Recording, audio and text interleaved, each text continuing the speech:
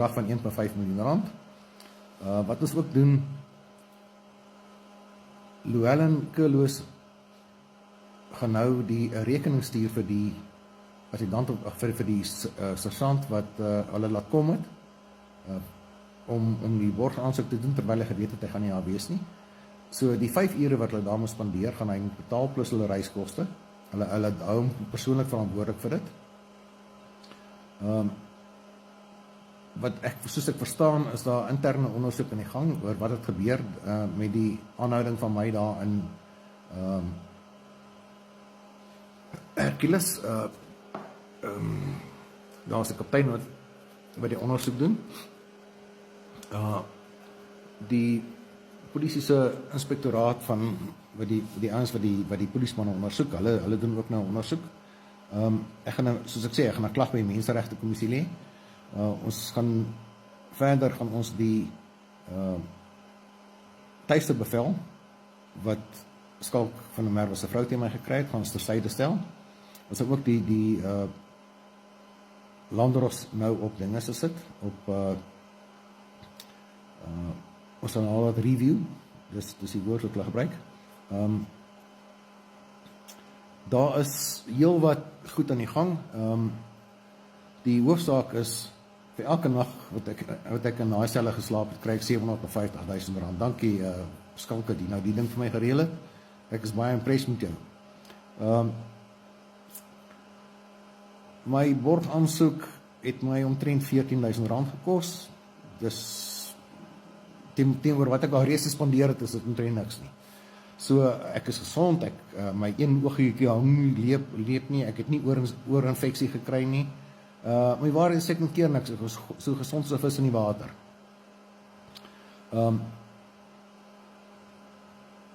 Ek gaan nie uitbrei oor wat ons als beoog nie, maar daar is heel wat dinge aan die gang en daar is heel wat moeilikheid op pad vir party mense. Hy's voorspruitend uit hierdie saak.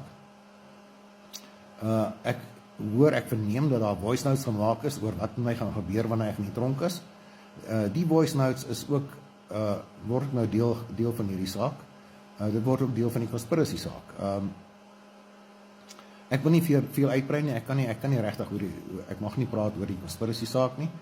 Al wat ek weet is dat die goed het aangegaan het in daai polisiestasie oor Vrydag is mind-boggling. Almal wat kennis geneem daarvan, reken dat dit is ongeoorloof wat daar plaas te vind het, dit is ongeoorloof dat ek toegesluit is.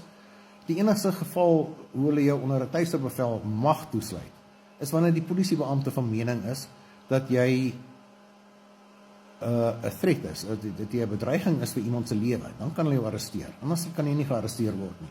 Ek het niemand bedreig nie, ek het niemand benadeel nie. Om die waarheid te sê, al die klagte waarop ek nou kastig gearresteer is ou goed, poster wat ek lank al geplaas het.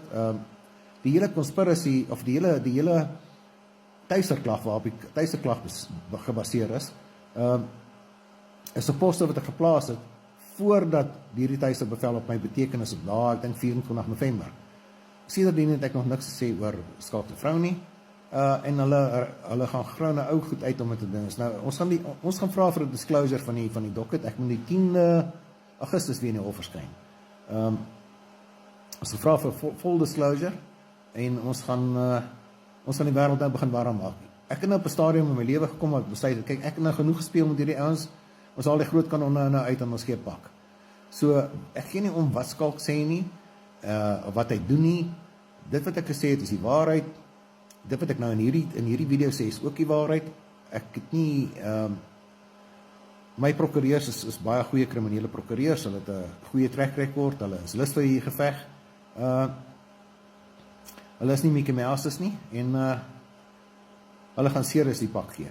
So intussen was die ervaring in die selle nogal vir my heel interessante ervaring. Dit is 'n hele, jy weet natuurlik dat ek 'n boek besig is om 'n boek te skryf oor die hele Skalk van der Merwe saga, maar van die begin tot die einde.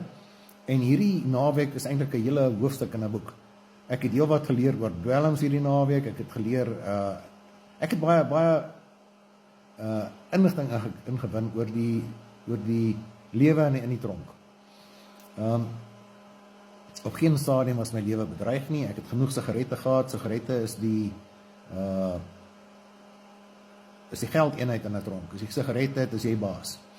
In alle geval, ek het genoeg sigarette gehad, en ek is op 'n stadium, ek is selfs deur 'n close protection officer, wat ook in dieselfde was, beskerm. Hy was soos 'n bodyguard, die hele tyd by my, en hulle het almal gehoor, wat gaan aan, wat is die conspiracy, die hele gedoente oor die aanslagte op my lewe, en so aan.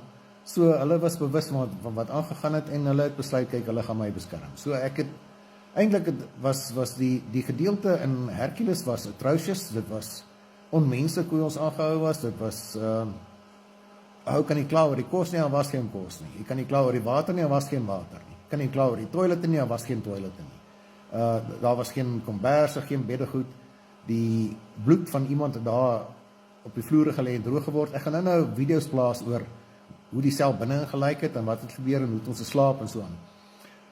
Toe ons oorgeplaas is na sentraal toe, was dit heel wat beter. Daar, ek moet sê, toe ons daar aangekom het ons hoender en pap gekry, en kool, en die kos is nogal glad nie sleg nie. Daai sous van daai hoender kan 'n ou patenteer, ek sweer. Daai is ek moet sê, daai ou wat daar kos maak, kan kos maak, met die beperkte middele wat hy het. Ek kan nie kla oor die kos nie. Ek sou nou nie pap en hoender saam geëet het nie, maar aan die einde van die dag was dit nie te sleg nie. In die oggend het ons 4 snye brood gekry en 'n koppie horrible koffie, wat niemand kan drink nie. Ek het dit glad nie gedrink nie. Dan in die middag het ons nou hoender gekry, soos ek sê, met die pap en die kool, en die tweede dag, die Sondag, het ons maalvleis gekry met pap en patats. So jy kry in die oggende, kry jy 4 snye brood en